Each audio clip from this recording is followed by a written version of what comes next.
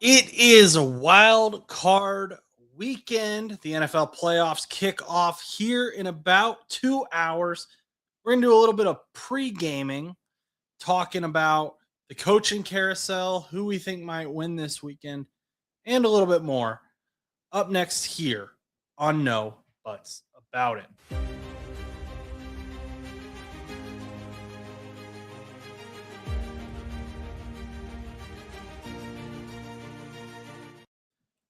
What's up, everyone?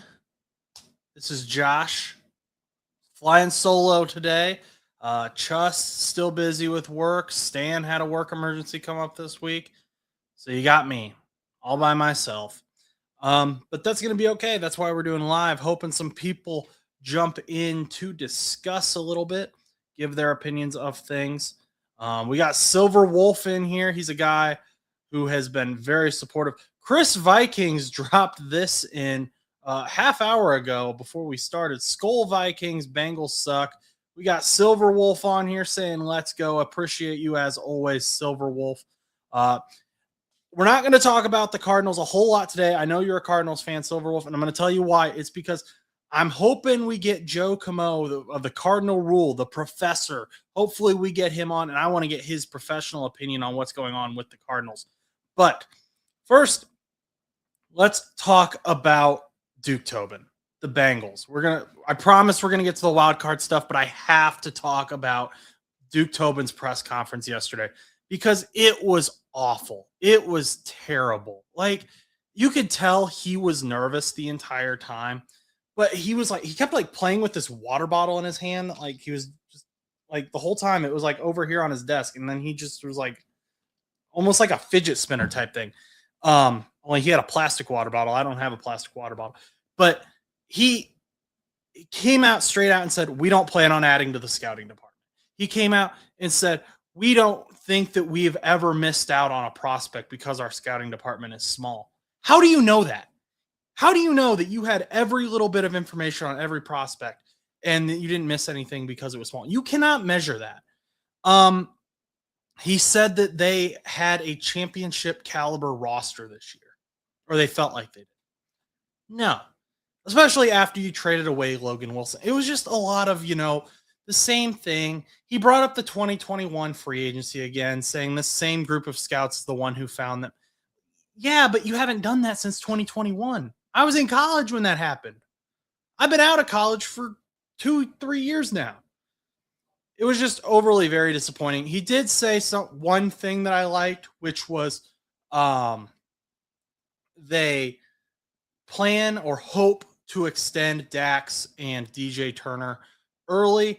That excites me because I think they both have earned their extensions, namely this guy this season. DJ Turner had a great season, but there was so much apathy from him. When he was asked if they were going to attack the offseason like they did in 2021, which was a fantastic offseason. And for those who don't follow the Bengals closely, that was the offseason that they brought in Trey, that they brought in Chidobe Awuzie, that they brought in DJ Reader, all these big names.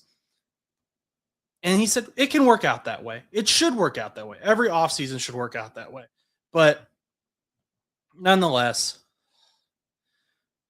Joe Burrow, this is not happening, Chris. Chris Vikings says Joe Burrow to the Vikings. This is not happening.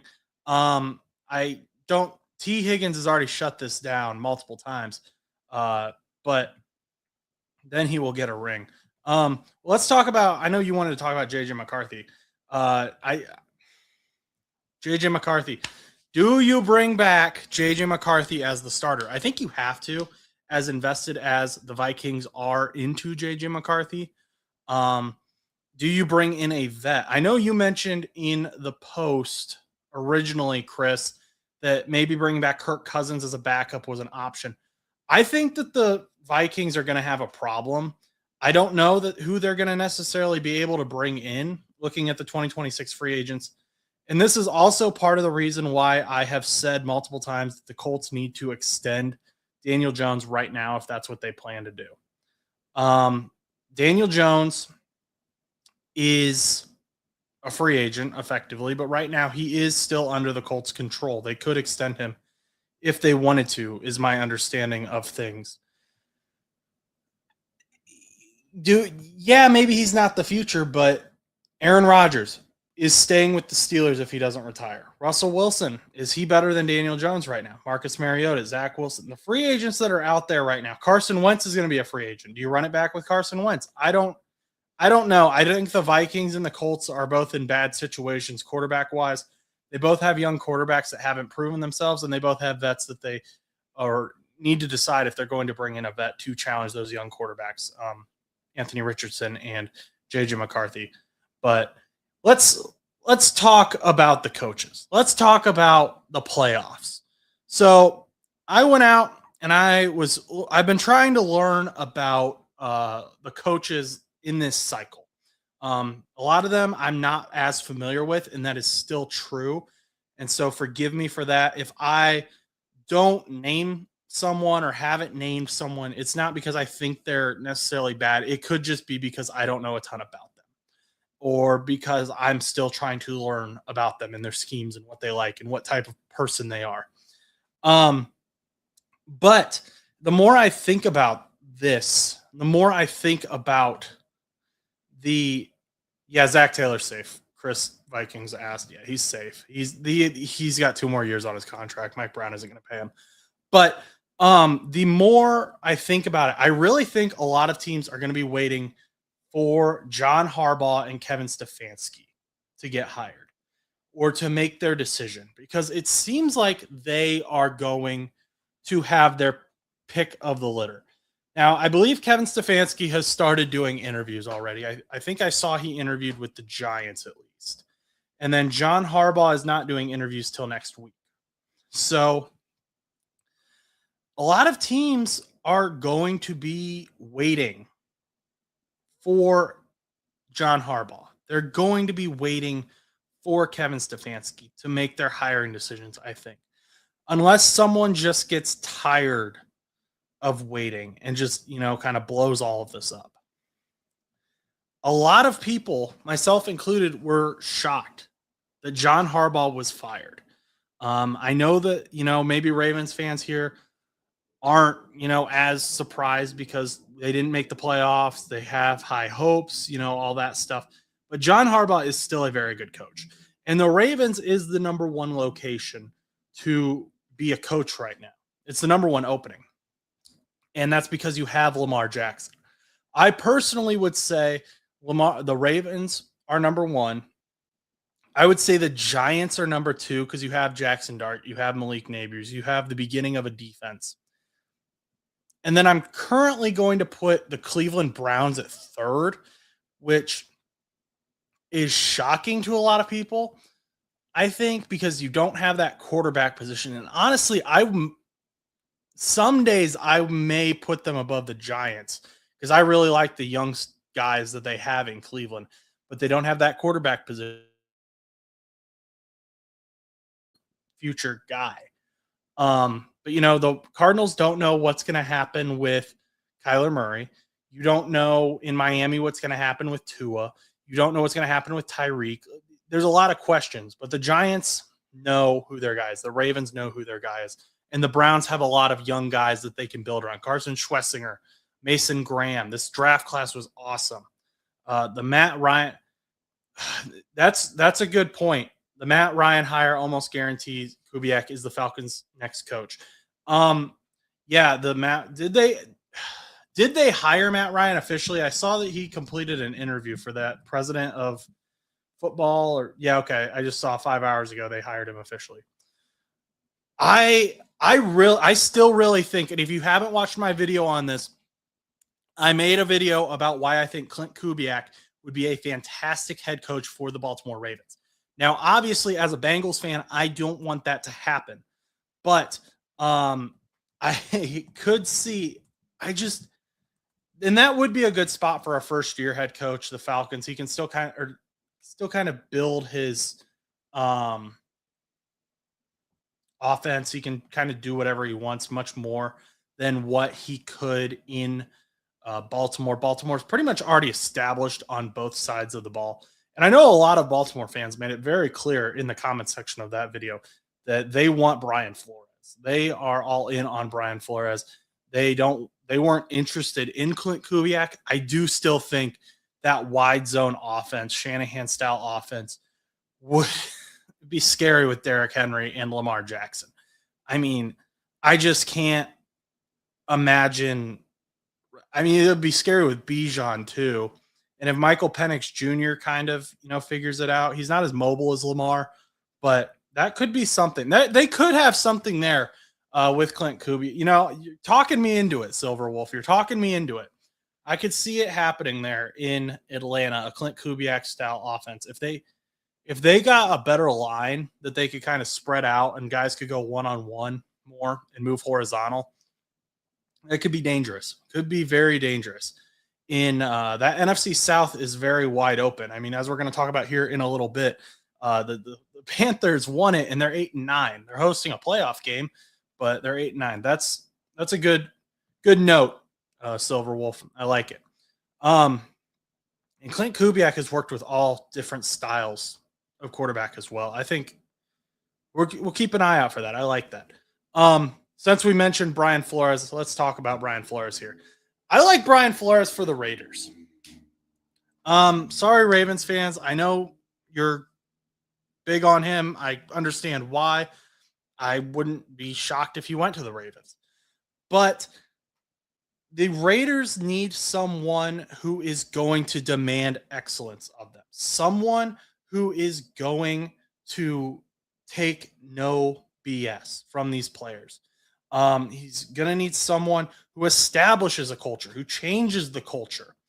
I think Brian Flores can do that.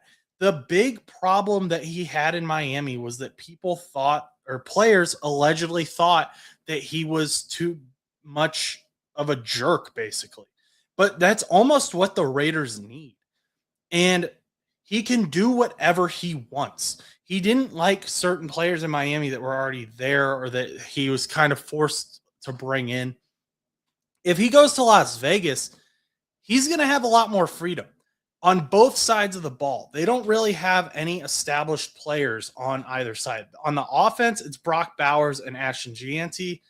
On defense, it's Max Crosby, which Max Crosby does put a little bit of a wrinkle in this here, and I'll explain this here in a minute. But I think that he will be very similar to Curt Cignetti in that he just, every single play has to be perfect. Every single play, we're going to act like we're down 35, even if we're up 35. He can build that aggressive defense that he likes. And he has that pass rusher in Max Crosby if Max Crosby stays with the Raiders. And presumably the next coach of the Raiders, or next quarterback of the Raiders is going to be Fernando Mendoza. So he's already used to that kind of rhythm. And he'd also work well with TB12. TB12, Tom Brady, demands excellence. They talk about it. Any biography you read about him. I just think I think that he would be a solid. I think that they would work well together. I think they would both have the same high aspirations. He is just such a angry person when it comes to screwing up. And Tom Brady is the exact same way. I think he should have a head coaching job. People in the comments on that Ravens video, I wasn't saying Brian Flores shouldn't have a head coaching job. I was just saying Clint Kubiak would look good with the Ravens. I do think Brian Flores deserves a head coaching job. Flores with Kingsbury as OC could be interesting. Yeah, it could be. And Cliff Kingsbury, I think, is a great offensive coordinator. I'm going to mention him here in a little bit too. But Mr. Porky, thank you for stopping in. But I think that the Raiders have this clay kind of ball, and they don't know what to do with the clay ball. And there's a lot of people in Las Vegas just kind of staring at the clay ball, and they need someone who's going to come in and just show them, take the clay ball and say, hey, this is what we do with the clay ball. I think Brian Flores is that type of coach. And not all players meld well with that kind of coach, but really, like I said, there's nothing established in Vegas right now. And the reason I brought up Max Crosby was because supposedly when Brian Flores and Max Crosby interviewed together during the draft process for Max in 2018, probably because he was a 2019 rookie, I believe. Max he didn't like Brian. He didn't feel like um, he respected him. It just didn't, they didn't mesh. There was just a disconnect there. That being said, people change. That was a half a decade ago. Brian's grown, Max has grown. Who knows what they are thinking now? I think that if you bring in Fernando Mendoza, presumably, he is going to be used to that culture of demanding excellence, of high demands, of playing well. He played phenomenally last night. I think he had 3 incompletions and one of them was a throwaway. He is the most complete quarterback in this class right now.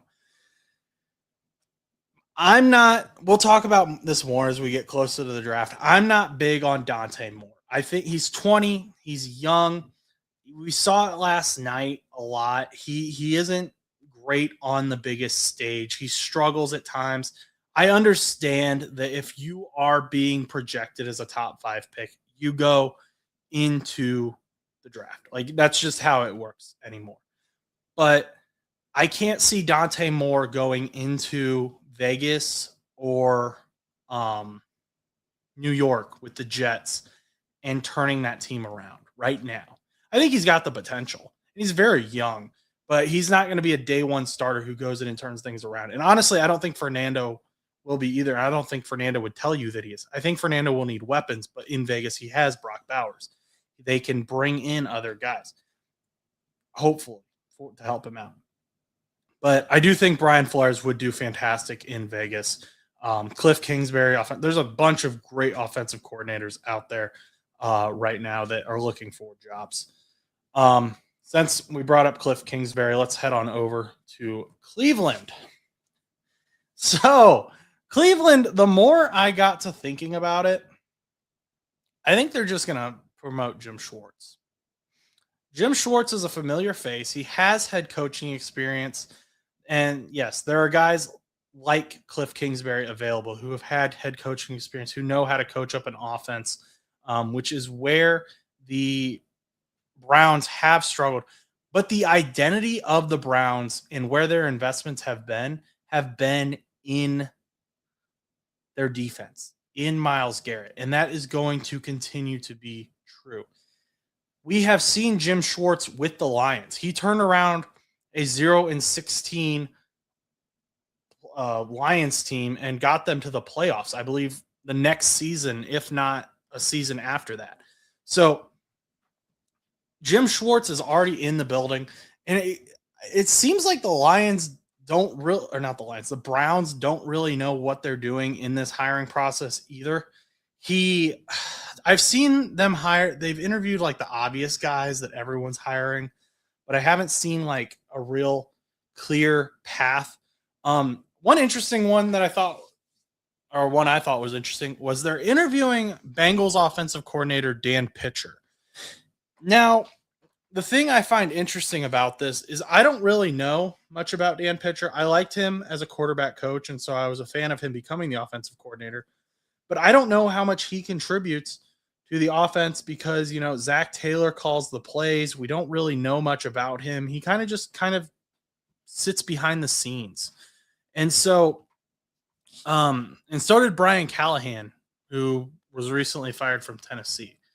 So it would be interesting to kind of see him go and make his own path.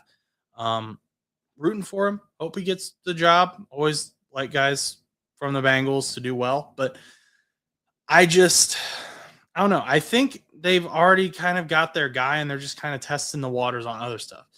Because I don't think John Harbaugh is going to go to the Browns.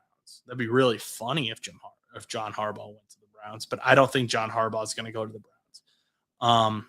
At this point in time. Next one, not a head coach, But Mike McDaniel, everyone's talking about this dude. And I was shocked. This was the most shocking to me of the guys who got fired. Like John Harbaugh, should he have gotten fired? That's debatable. But I wasn't shocked to see him get fired. The writing was kind of on the wall. The thing with Mike McDaniel, he was told his job was safe by owner Stephen Ross. And then John Harbaugh became available. And then Mike McDaniel got fired. So does that mean Stephen Ross really thinks that that John Harbaugh is coming to Miami? I don't know. But imagine Lions fans, if you will, or Vikings fans having to go against this. Mike McDaniel's offense. Think about what he was able to do with Tyreek Hill and like Devon Achane. Imagine him doing that with Jameson Williams and Jahmyr Gibbs. He could spread out that offense so much. If you had Jameson Williams on the field with the same time as Jahmyr Gibbs, and then you add Amon-Ra St. Brown to that offense, the defenses it's gonna be an impossible time. And now I know Jared Goff is still starter worthy. He's gonna start for the next few years. But if he were to eventually, start transitioning to a mobile quarterback here in the next 2 seasons, and Mike McDaniel is for whatever reason still your offensive coordinator, that would just be an insane offense. Mike McDaniel is also very aggressive in his offensive play calling, which is what Dan Campbell likes.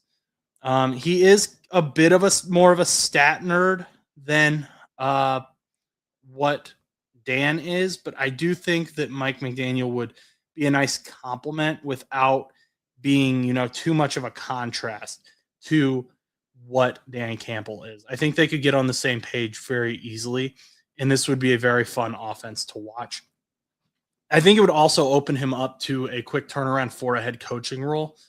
This offense would just be crazy. The Shanahan style offense with the personnel that the Detroit Lions have would be crazy.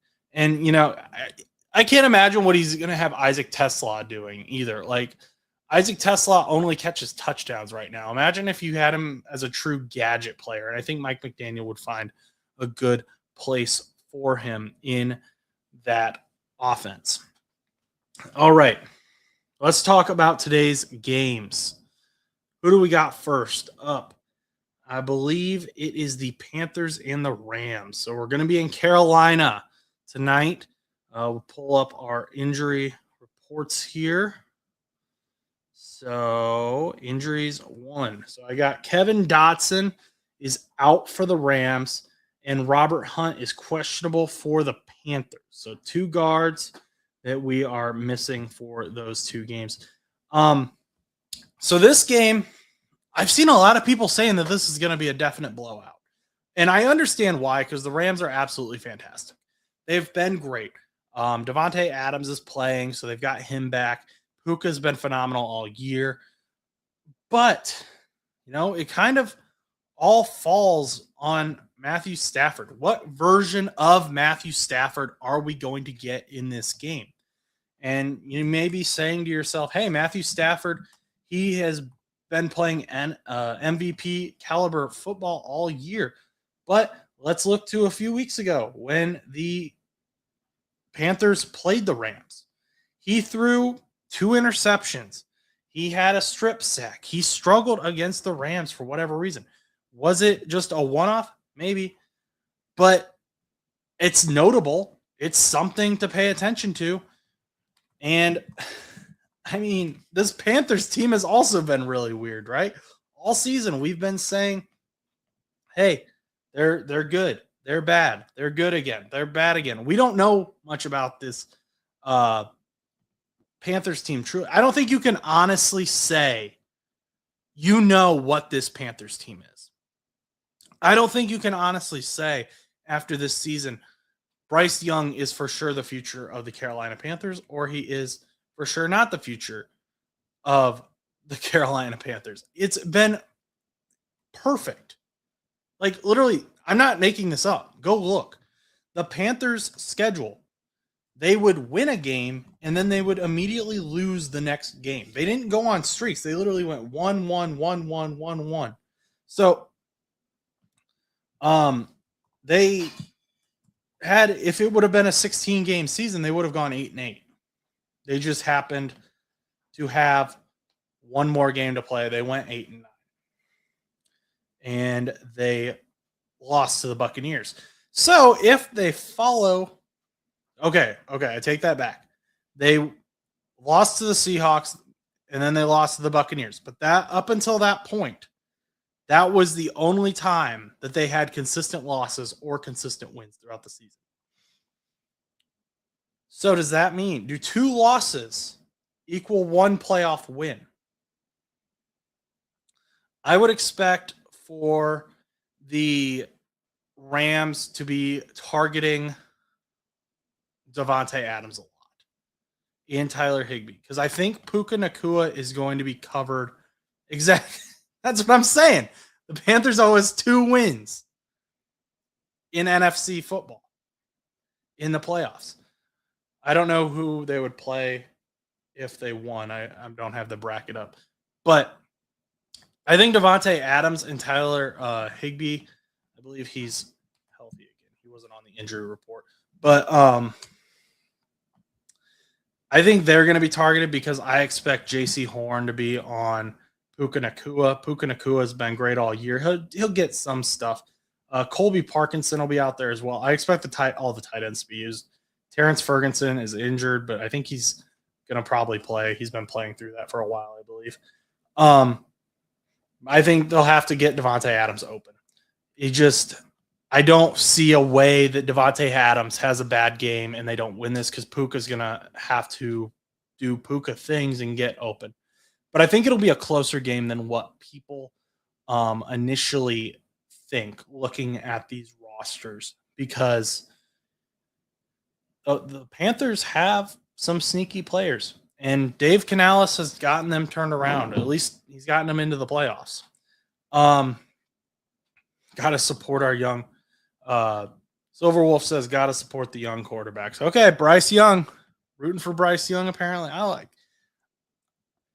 I would say I like the Rams because I like Stafford and I like Puka. I like a lot of guys. Actually, Braden Fisk. If you want to go back to, what was that, 2023, I was pounding the table for the Bengals to draft Braden Fisk, and then the Rams drafted him, but out of Florida State. But they also beat the Bengals in the Super Bowl, so they don't need one. Bryce Young doesn't have one yet, though, so I'll root for Bryce Young. Let's root for Bryce Young. I'm good with that. Next up, we have tonight's big matchup. Saturday Night Football, Packers versus the Bears. 2 young guys, Jordan Love versus Caleb Williams.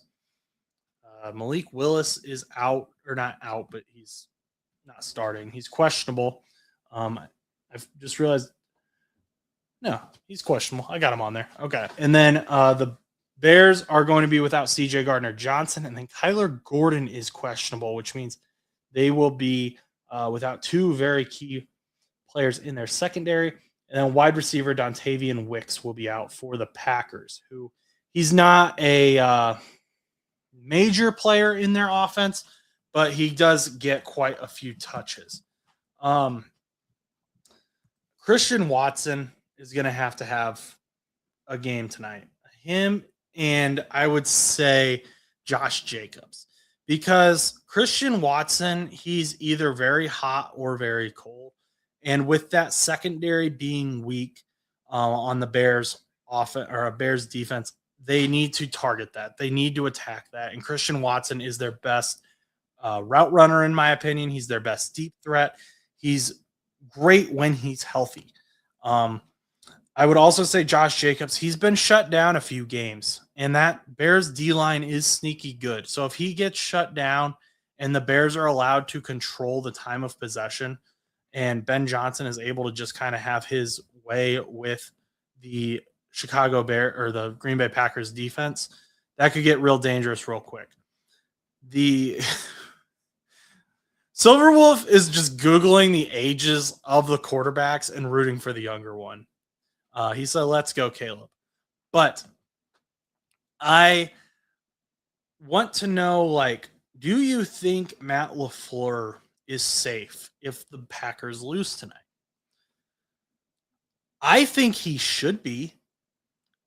I've seen a lot of people saying he shouldn't be, though. I've seen a lot of Packers fans saying he shouldn't be. I don't know how much pressure he's feeling tonight. I don't know how much pressure he really should be feeling tonight. But I know that Ian Rappaport did say that when the season ends, the ownership wants to meet with Matt LaFleur about how this season went. About extending contract. If Matt LaFleur gets added to this coaching cycle, that'll be insane. He's an absolutely great coach, in my opinion. Like, there are way worse coaches out there than Matt LaFleur. And I get it with the, like, struggling in the playoffs and all that stuff. I really do. Like, Bengals haven't been there in 3 seasons. So I'm completely on board with that. But my question I always ask when talking about this type of thing is, who do you get to replace him?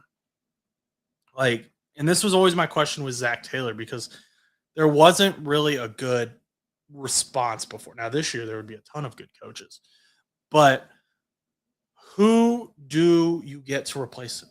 And I guess you could say John Harbaugh, if you think John Harbaugh would go to Green Bay. I don't know that I think that John Harbaugh would go to Green Bay. Or Kevin Stefanski. Do you think Kevin Stefanski is a significantly better coach for the Green Bay Packers than what Matt LaFleur is? Is that something you are willing to bet on? Or one of these offensive coordinators like Clint Kubiak, or even a defensive coordinator like Brian Flores? Do you think they are a notably better head coach that you are willing to take this playoff team, fire that head coach who's going to get hired immediately, almost immediately, may not even get out of Green Bay before getting hired, and replace him? I think that's hard. I want every team to have a quality. Oh, okay. That he's talking. So Silverwolf just said, I want every team to have a quality starter, makes the games better. So that's why he's rooting for the young guys. Makes sense. But do you know that? I don't know that I know that. And that's why I'm not sure if Matt LaFleur should have a job or not. Someone is at the front door. But nonetheless, tonight should be a really fun game. You've got the Ben Johnson offense. You've got the Matt LaFleur offense. The Packers defense, their defensive coordinator is getting a ton of head coaching interviews for great reason as well. So, I took, who did I take?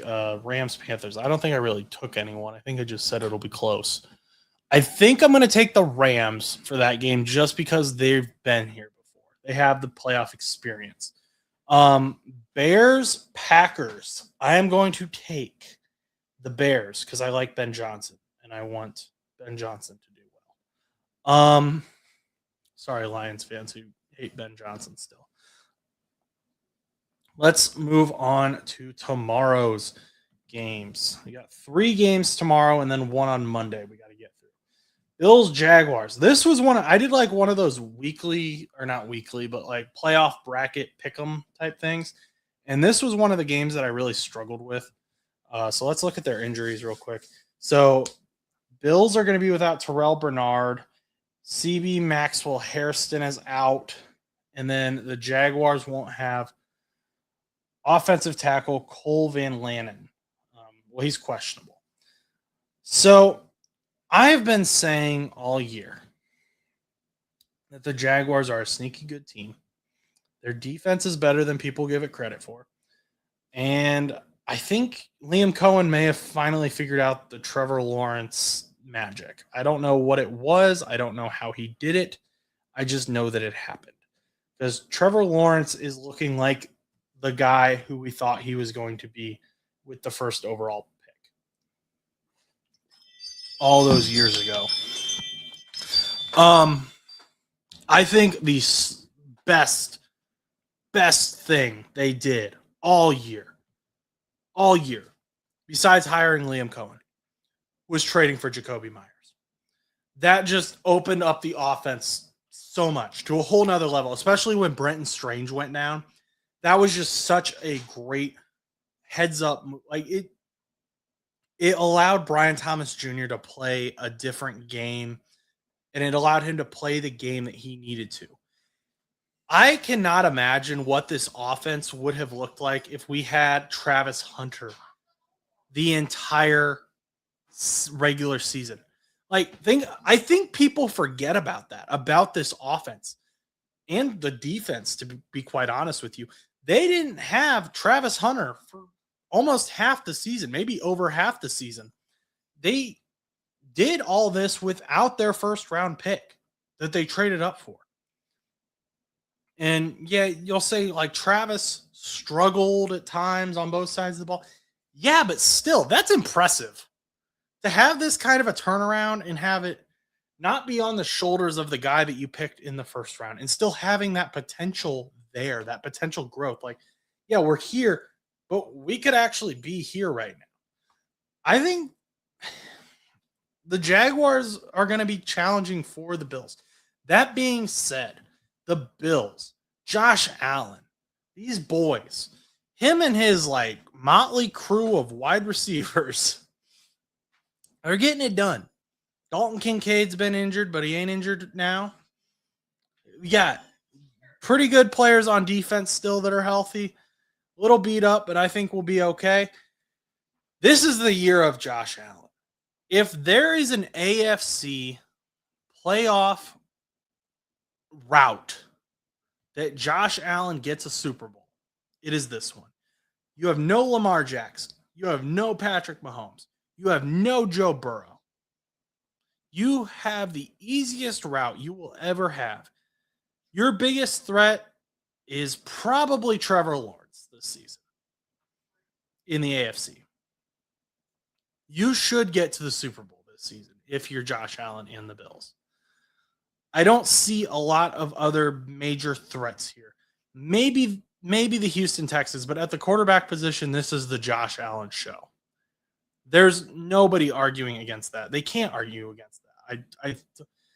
I would love for someone to try to make the argument that CJ Stroud's a better quarterback than Josh Allen.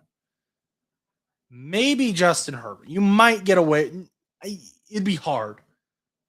And even so, Justin Herbert has like the 2021 Bengals offensive line in front of him right now. So I don't know.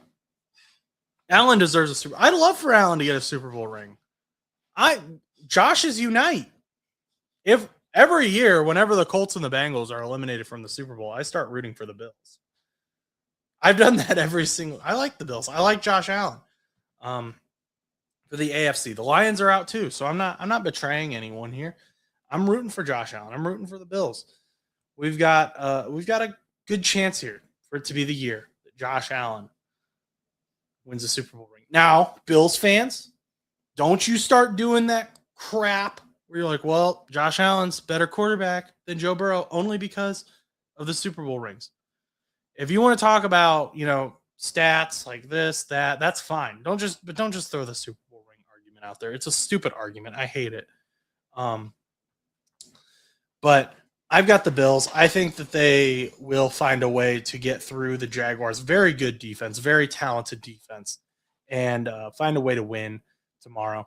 That being said, the Jaguars absolutely have a ton to look forward to. They should be very excited about the future of this team, the future of what their GM, James Gladstone, is that his last name? The real young GM they just hired this year, and Liam Cohen have brought to this roster. It's a very exciting team to be a part of, I think. And the AFC South is fairly open right now for them to just kind of dominate if the Colts don't do anything. And the Texans, I mean, I guess the Texans are good. I always forget about the Texans. I'm sorry, Houston.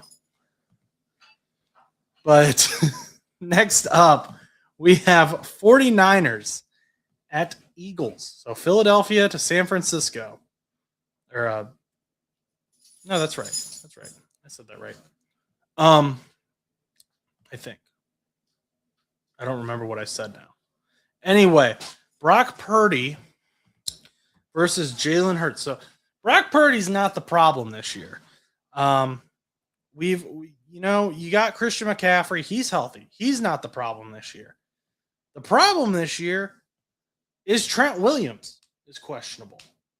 You've got Lane Johnson is also questionable for the Eagles, but I think Trent Williams is a much bigger loss for the 49ers than what Lane Johnson is for the Eagles. And the reason I say that is because all you have to do is go back and look at the Seattle Seahawks game against the 49ers where they shut down Christian McCaffrey. Now, the Seahawks have a fantastic defense this year, and that is why their defensive coordinator is also getting some head coaching interviews. Mike McDonald got the job because he is a fantastic head coach or a fantastic defensive coordinator, and now he's a fantastic head coach.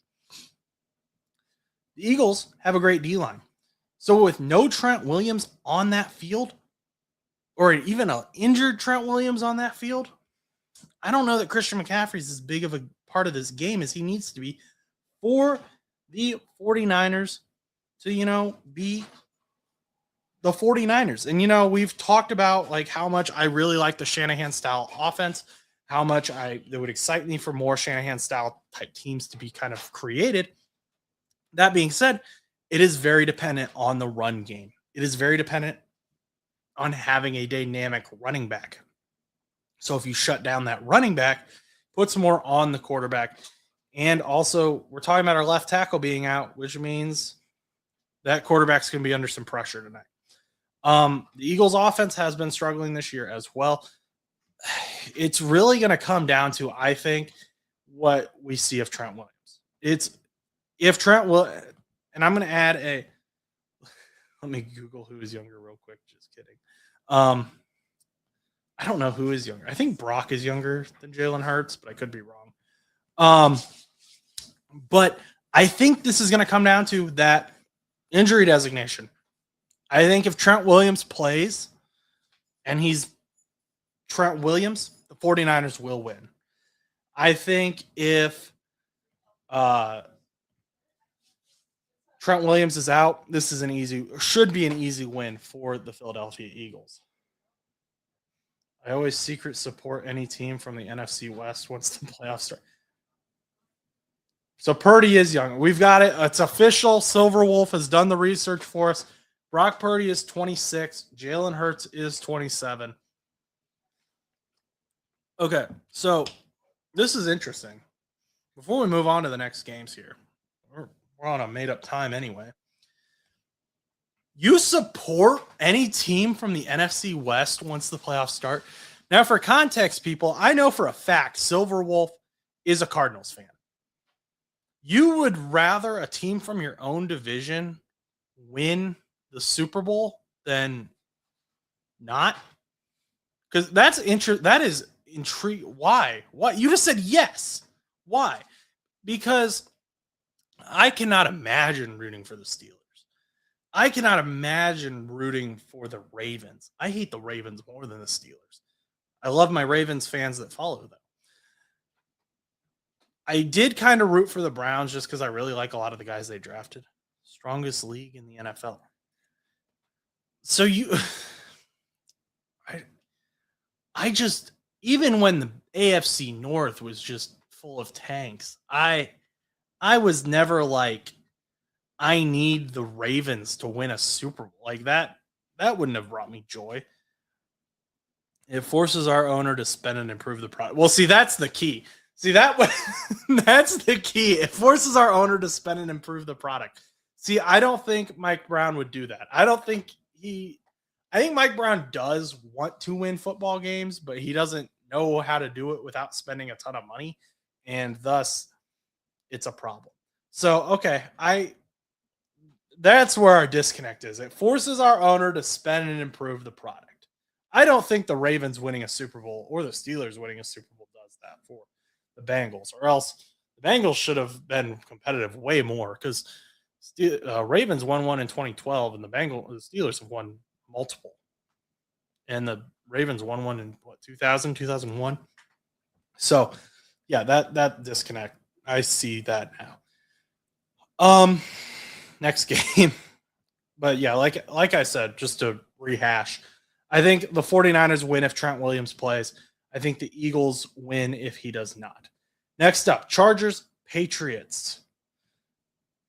This one's going to get me in trouble. I don't think this Patriots team is as good as their record shows. I've said that about the Patriots, and I've said that about the Broncos. I do, however, think this Patriots team is good. I actually think this Patriots team might be better than what the Broncos team is, but we will. I'd kind of have to debate that more. And if the Patriots do get to the point where they play the Broncos at any, we'll discuss that. But that's not the game. It's Justin Herbert versus Drake May. We got running back Omarion Hampton, questionable for the Chargers. Defensive end Bud Dupree, questionable for the Chargers. Wide receiver Kayshon Boutte, questionable for the Patriots, which I know Drake May loves to throw to Boutte. I'm Butts. He's Boutte. The reason I question the Patriots isn't anything they've done, and it's not even their fault. It's just their strength of schedule. I think you have to consider that. If you look at the Patriots' schedule, it's pretty much the top 10 picks in the NFL right now. They had the easiest schedule this year, and it got them to the playoffs. And I don't think the team is bad. I don't know that they are necessarily seasoned, if that makes sense, for a playoff game. The Patriots have a very strong offense. Drake May has played very well. He's going to continue to play very well. But the Chargers have also, they got Khalil Mack still. Everything else could fall apart. Bud Dupree could be out. They have Khalil Mack, and he's going to be barreling down on Drake May. They've got Tahir Tart. They've got some good players here. Denzel Perryman's going to play. I'm looking at their roster right now. They've got Derwin James Jr. is still back there. Patriots have got some guys too on defense. Don't get me wrong. Christian Barrymore, who he actually, I didn't know that he was actually allowed to play. He might be suspended. This might be wrong. Milton Williams is back anyway.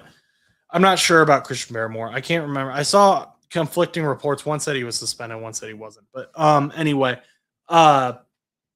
Milton Williams being back is probably the biggest thing, with that Chargers offense being the kind of motley crew that it is, like we discussed earlier. It's kind of a mess.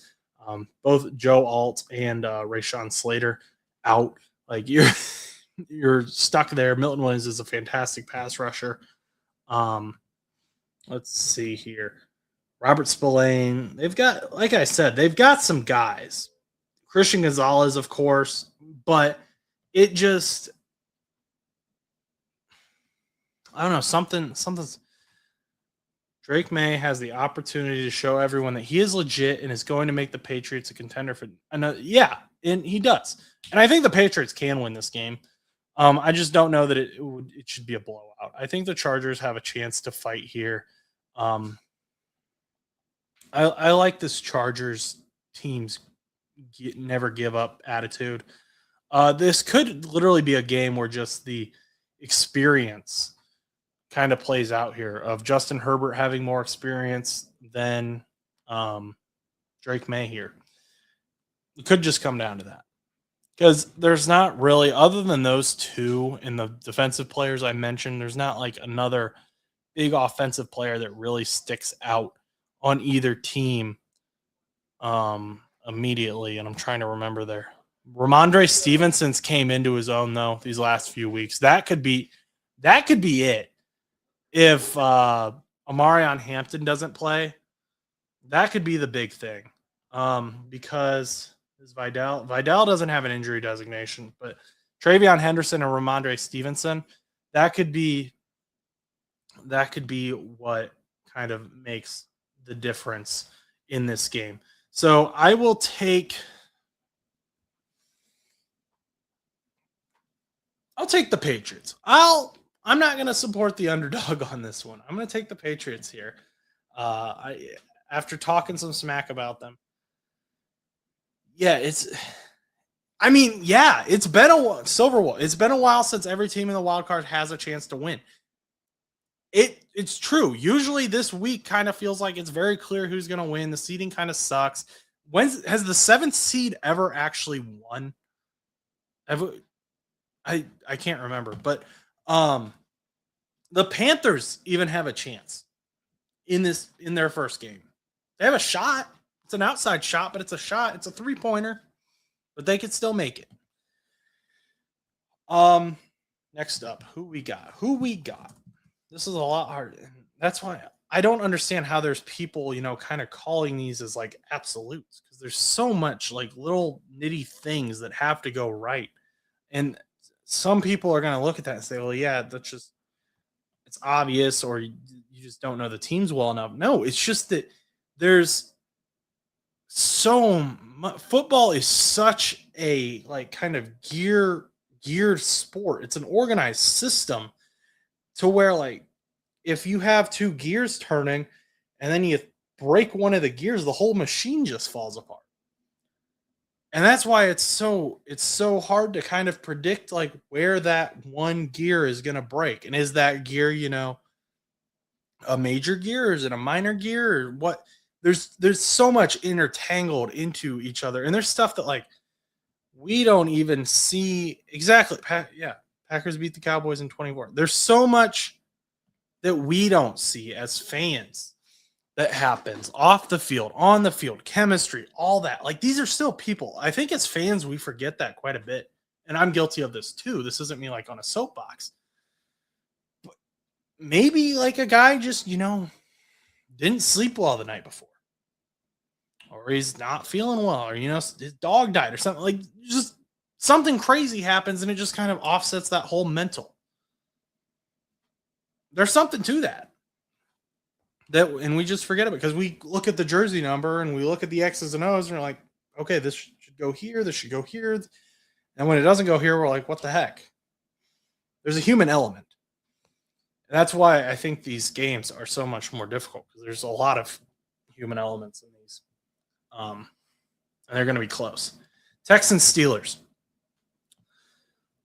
So Aaron Rodgers is supposedly, well, if he comes back, which I think he might. He originally said he was going to retire after this year, but I think he might come back this year or next year, or at least one more year. I would venture to say that I know that, but I don't know that for 100% sure. He didn't tell me that, so that's why I say I didn't know that. Yeah, and human element and them dang refs. Well, they're human too, but yeah. Let's go, Dr. COVID. Okay, yeah, Aaron Rodgers. I think he's going to come back next year. And the Steelers want him back next year. And this Texans defense is very, very, very, very good. Like I don't know where they rank statistically right now because I haven't looked since the final week. But I would venture to say they are the best defense in the NFL. The injury reports for these games have not been given yet because it's on Monday. CJ Stroud has been playing very well as well, but I really think the kind of corpus of this team is the defense. It is guys like Jalen Petrie. He is going to play well. He continues to play well. He continues to give quarterbacks trouble. That being said, Aaron Rodgers is the guy on the other side of the field. He's seen every single defense that you can possibly put in front of him in this situation, in a playoff situation. I think what's going to be interesting about this is that the Steelers also don't have or haven't had DK Metcalf in 2 games. DK Metcalf's going to be fresh, but is he going to be rusty? Is he going to be, kind of be not the DK Metcalf we expect him to be? After DK Metcalf, and we've seen it as the offense kind of stuttered without him, they don't really have anyone in terms of pass catching. Aaron Rodgers has really liked his tight ends, but the Texans have some pretty good linebackers who can shut down tight ends if they need to. And Darnell Washington is out. He broke his arm, I think it was. So he's done. Texans defense is ranked 4th in the NFL, Silver Wolf says. So who are the 3 that are higher than them? Is it the Seahawks? Seahawks probably. The Eagles maybe? Broncos? Are those the 3 higher than the Texans? Maybe Jaguars? Jaguars over the Eagles? I don't know. But they're still a very, very good defense. They don't really the Steelers also don't really have a run game. Kenneth Gainwell's kind of become more of a pass catcher, and then Jalen Warren's hit or miss. I think the Texans could have it, and I think that is going to be part of why Aaron Rodgers comes back. I think Aaron Rodgers is going to get a bitter taste left in his mouth. We know that he is prideful. We know that leave the politics out of it, but he's a winner. He's competitive. He knows what he wants, and he does not want to go out losing in a wild card round to the Houston Texans. I don't think that is the story he has written for himself in his mind. Maybe in a divisional round or a conference championship, he could get away with it. But I don't think Aaron Rodgers goes out with the period being lost in a wild card game. That just doesn't make sense to me. But I do think the Houston Texans win this game on Monday. Sorry, Chuss. Could have been here to defend your team, but you're not. So I get to say whatever I want. And unlike Silver Wolf, I'm not rooting for an AFC North division rival. Some sites claim Texans are number 1. Some number 4. Texans, Seahawks, Eagles, Broncos. Okay, yeah. That are the top 4. Okay, so Texans, Seahawks, Eagles, Broncos. That makes sense. I think that's what I said, right? So Texans, Seahawks, Eagles, Broncos. And I said possibly Jaguars over the Eagles, I think. Yep, that makes sense to me. I still think Texans are number 1. They've been killing it. D'Amico Ryans has been doing a great job with that defense. Yes, sir. I appreciate it. I appreciate the research team out there. So we hit our hour mark. What else do we want to talk about, chat? We got some people in here. Anything else we want to say before we wrap up here?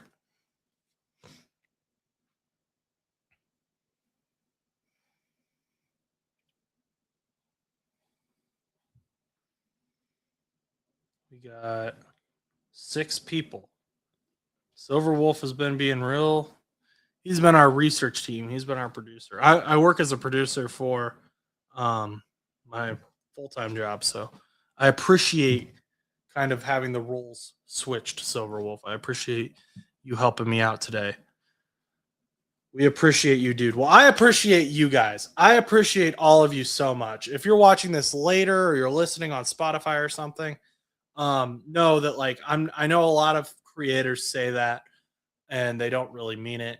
No, I truly appreciate everyone who has subscribed to this channel, who is allowing us to continue to build and get momentum to what we are trying to do.